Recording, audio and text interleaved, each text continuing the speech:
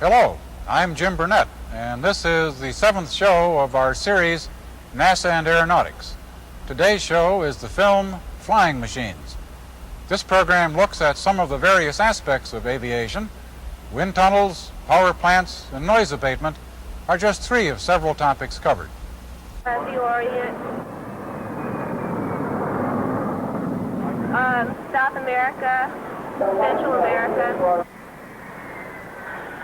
I've done quite a bit of flying. I've flown all my life. I travel probably more than 75,000 miles a year by air. I love flying. I love the idea of displacement. We think of a grand piano as being a heavy object, too heavy to fly. But a 747 has about 5 times the wing loading of a grand piano.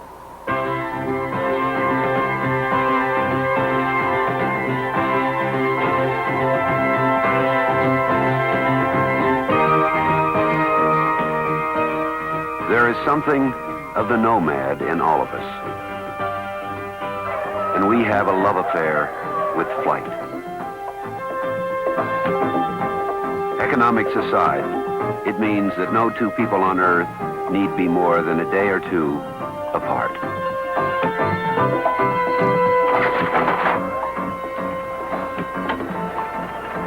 Here you go. Have a nice flight. Thank you.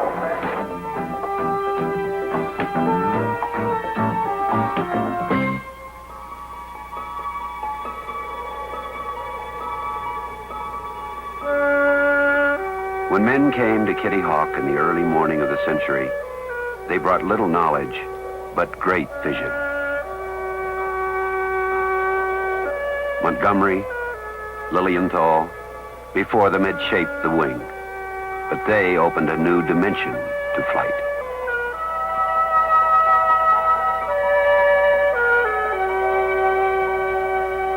Flight was to be a leap into the sky. A powered leap.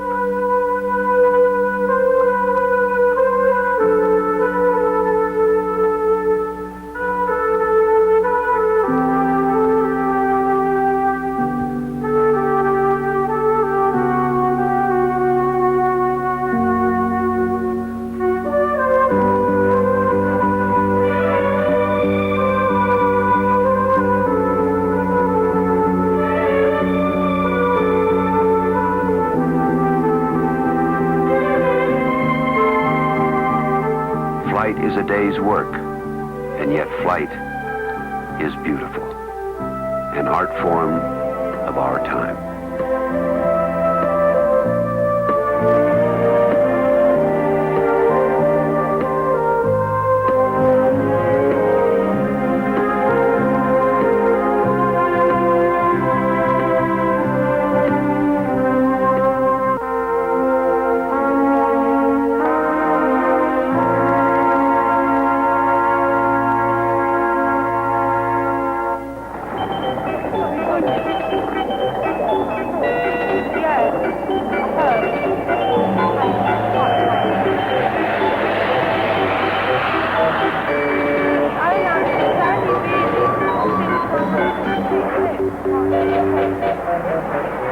I think it's self-evident that there are many areas in the world that need a really useful aeroplane, and this requirement hasn't yet been satisfied, and this aeroplane is my contribution to that.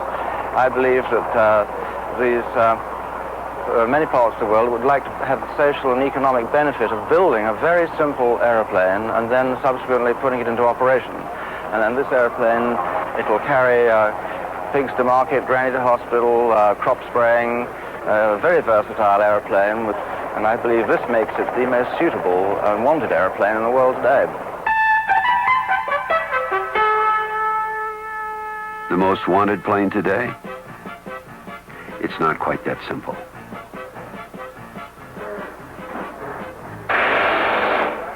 The economics of flight is, unfortunately, far more complex. For flight must pay its way in a competitive world. Flight is employment. It is big business. The competition for business is intense. The problems are many. The pressure's real. We are at the crossroads. Dwindling finances for new planes, spiraling costs, uncertain fare structures, crowded airports, noise, air pollution, and the problem of safety in the air.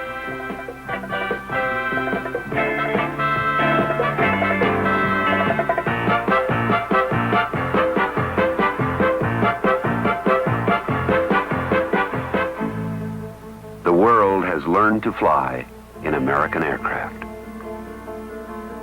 Our flying machines, where will they take us in the future? The United States has always been able to stay ahead by using technology faster than any other country. Most of the civilized countries know this technology, but they are much slower in getting it from the lab into the airplane. But this is changing. And failure to maintain technical superiority now can cost us nearly 1/3 of our historic share of the $50 billion market in 10 years.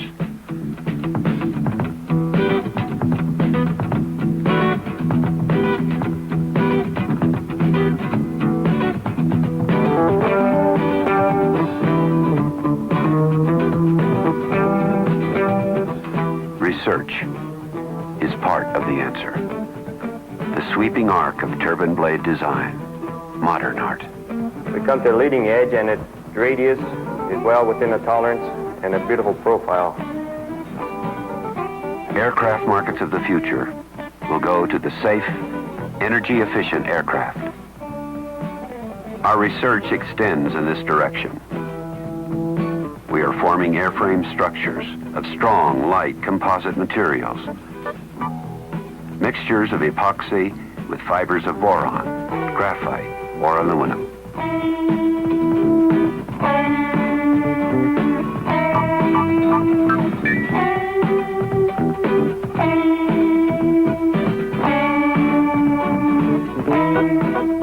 We look into the problem of wear and friction in large turbofan engines and quiet, clean turbofans for general aviation. Propulsion systems of the future concern us. Hydrocarbon fuels from oil shale or coal. Exotic fuels, possibly hydrogen. You know, I graduated from college 23 years ago as an aeronautical engineer, and we were doing much of the work in the wind tunnels and in theory in those days with the kind of research that winds up in an airplane like this 23 years later. And I think what people don't realize is how long it takes to develop an airplane and how much research goes into technology that winds up as a practical application in all the different kind of airplanes that are used in the world today.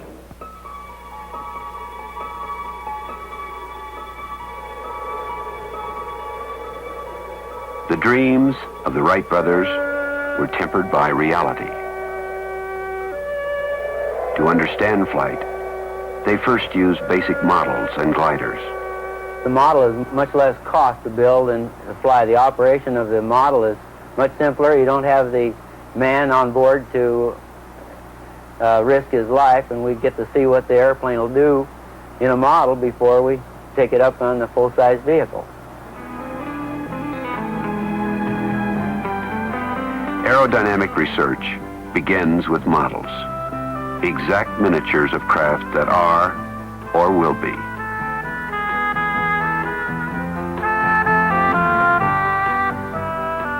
the model makers, craftsmen with the skills of an artist.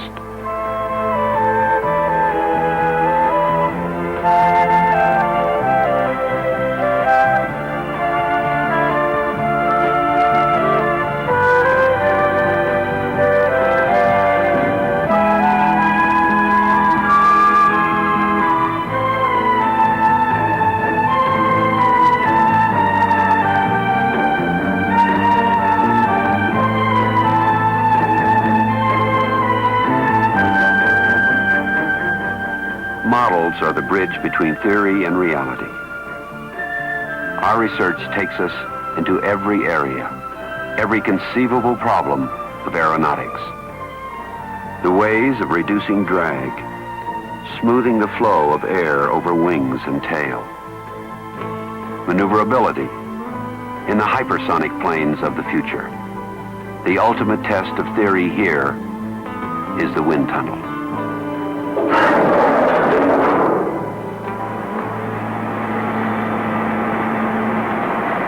95 miles.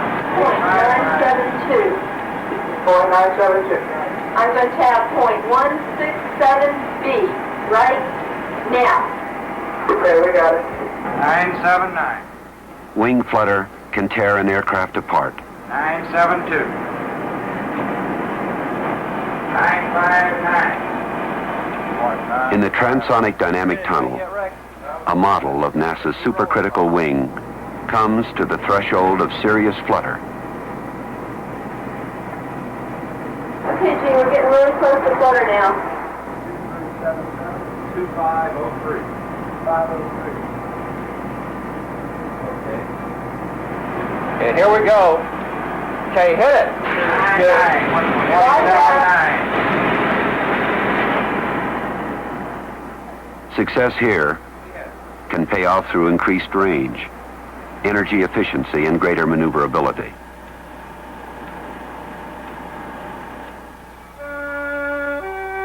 The ability to maneuver was a factor even in the beginning. 3 years later, the rights were to fly with the gasoline engine.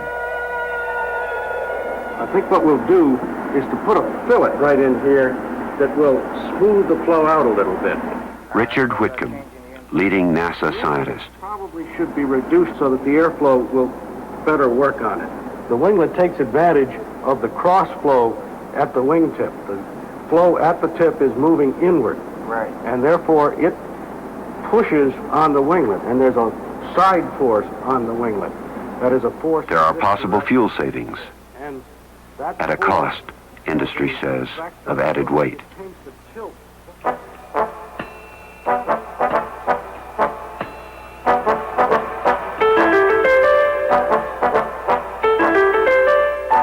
In the California sun, a 20-year-old airplane keeps an early appointment.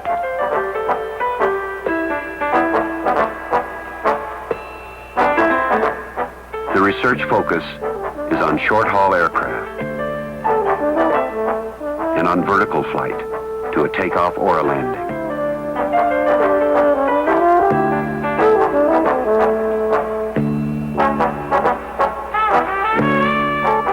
Our future may see short-haul airliners with a tilt rotor, enabling passengers to board the airplane in mid-city, fly to another city, and make a vertical descent to a landing.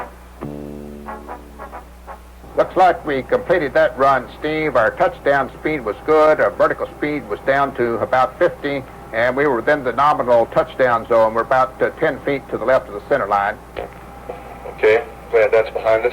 We're getting a printout now of the data on the strip recorder, so I guess we can change over to that 61 helicopter.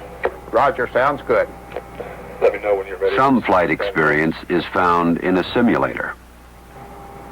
Okay, we're just about ready. Okay, send us the static voltages now, Steve. Okay, true ground and alpha. Roger, look good. Helicopter instrument landings. Good. Your control is... Improved all-weather landing procedures. Roger, we'll switch to Carmel 3 and arrival time of 17:32. Ames approach control, American 301. We study pilot responses. American 301 is Ames Gulfport. You're clear for the Apollo approach. Okay, we're understanding. The number of voice reports a pilot must make affects safety. American 301, steady speed, please. American 301 is indicating 100 knots. American 301, can you reduce 10 knots, please? In this aircraft, we have two cockpits, the normal flight station and one within the fuselage behind this hood. Aviation has long recognized the need for an automatic all-weather control system, one less susceptible to human error. NASA, with the Federal Aviation Administration, has flown this 737 through hundreds of hands-off, automated, microwave-controlled landings. Joel, stand by to put me in auto. Okay, couple it now. Auto, 3D. Auto, horizontal pad. That looks good. Could we have video and DAS on?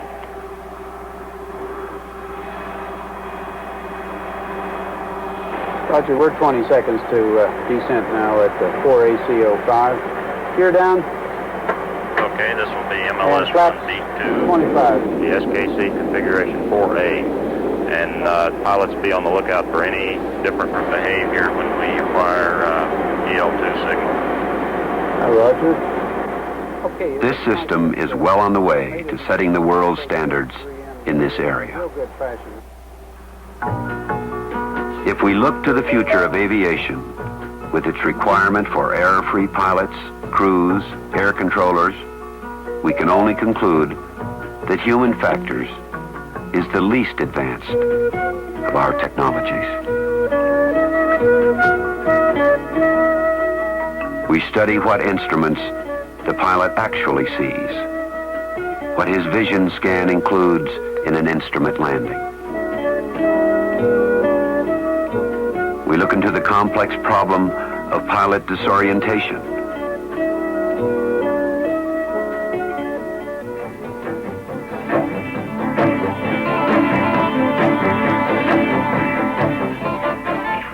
Does the pilot see what he thinks he sees? How soon can the co-pilot take over control of the aircraft if disorientation occurs? The spin, the fighter pilot's deadly companion. For 75 years, the problem of stall spin has threatened flight. How do you know that the accidents that took place were due to stall spin?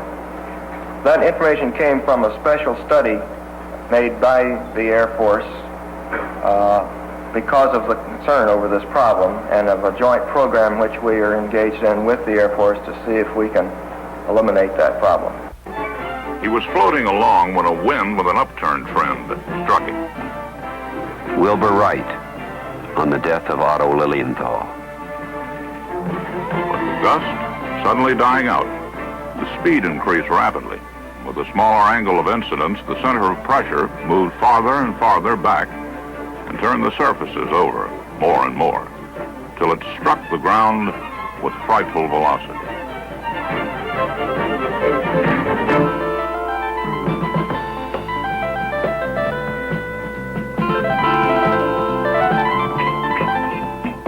In general aviation, the objective is to provide design data for an efficient light aircraft which will not enter into an unintentional stall or spin.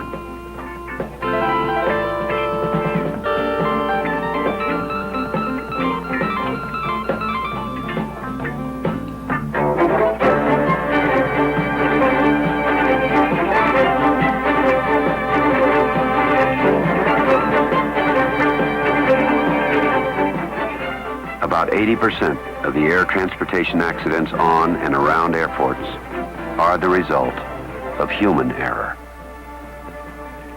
One of a series of crashworthiness tests to determine what happens to the structure of an aircraft upon impact.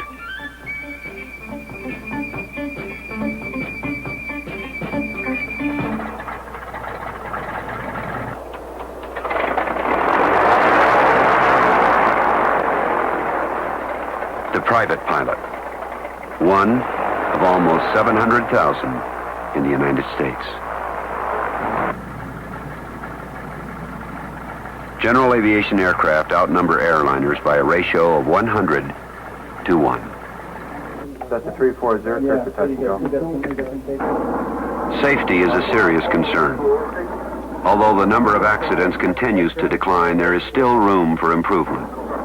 As an example, we're concerned with mid-air collisions, from 25 to 40 each year. General aviation pilots need a simple, effective crash avoidance warning system.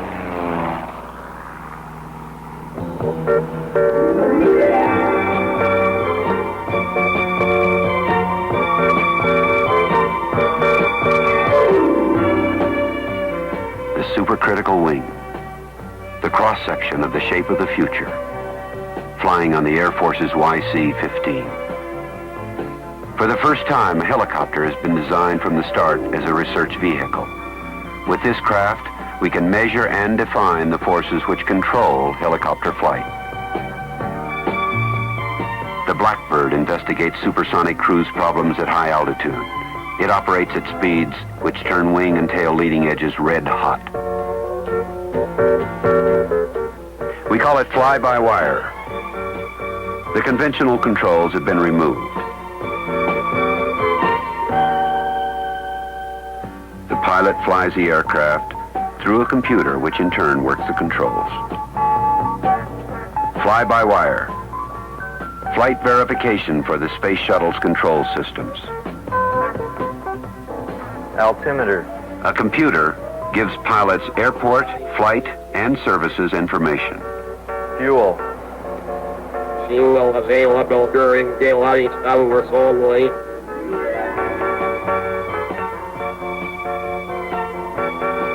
The pilot is aircraft.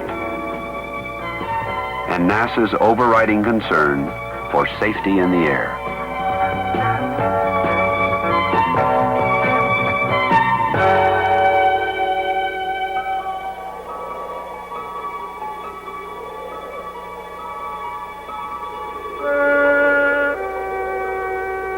Our flying machines.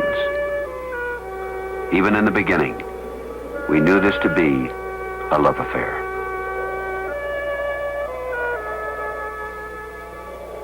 For the past 70 years, aeronautical developments have emphasized greater increases in performance, carrying more passengers, more cargo, higher, farther, faster. These developments, by and large, have met the public and economic needs of the nations of the world. I think we're at the end of a phase now in which we'll have to examine more closely the goals of aeronautical research. Providing more performance may not be the answer. We'll have to look at meeting social and economic needs, which may or may not require higher performance, greater speeds. Emphasis on reduced pollution, carrying goods and people more cheaply may be the answer. This was a living community. The people had to go. The effect of aircraft noise on our lives is a serious problem. Many cities place a curfew on their airport, restricting the nighttime hours of operation. To avoid the cities, pilots must fly complex departure and arrival routes at reduced power. The Concorde is here.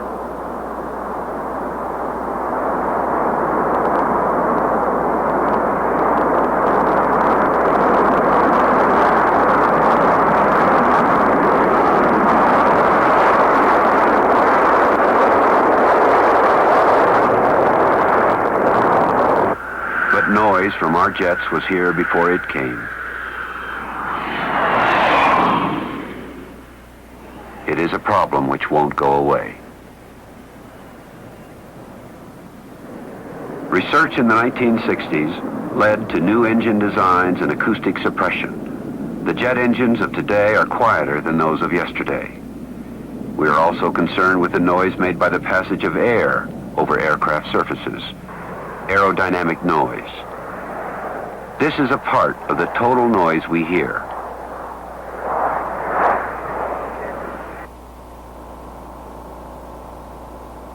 NASA's quiet engine. a new design from core out. This engine demonstrates the noise reduction technology for jet engines of the future.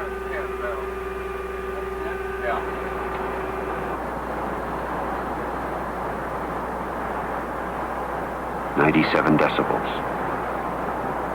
a reduction of 20 decibels.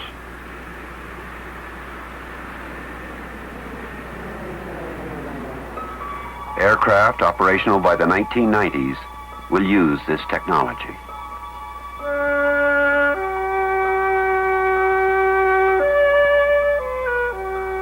Space Shuttle's Enterprise, astride a Boeing 747, for a series of systems and aerodynamic flight tests over the California desert.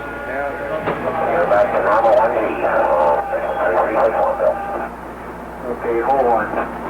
Okay, Larry, we're ready for airspeed and altitude check on number 8. That looks like 101 over here. Is that what you guys want?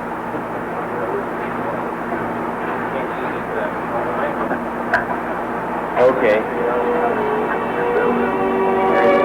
Space Shuttle, a compatible marriage of aeronautics and space technology.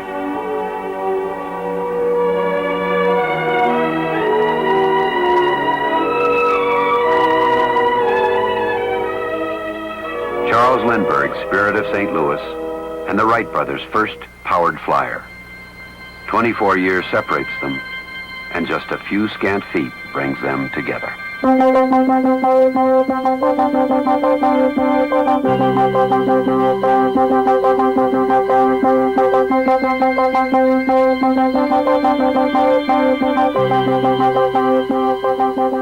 is a wonder that all this has happened before our eyes in this century. The future, too, will be here for our amazement.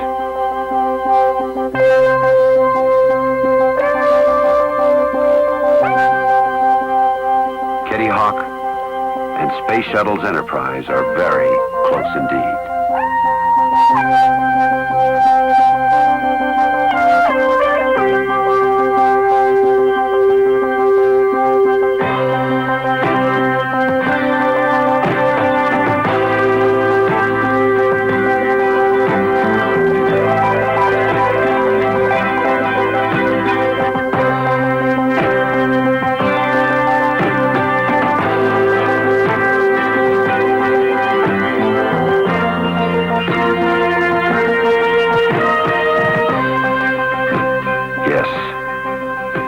We have a love affair with flight. As we approach the 1980s, NASA becomes involved with such projects as aircraft tires, crop dusting research, and aircraft spin tests. These are subjects we deal with in our next show, Looking Ahead and Back. Till then, I'm Jim Burnett.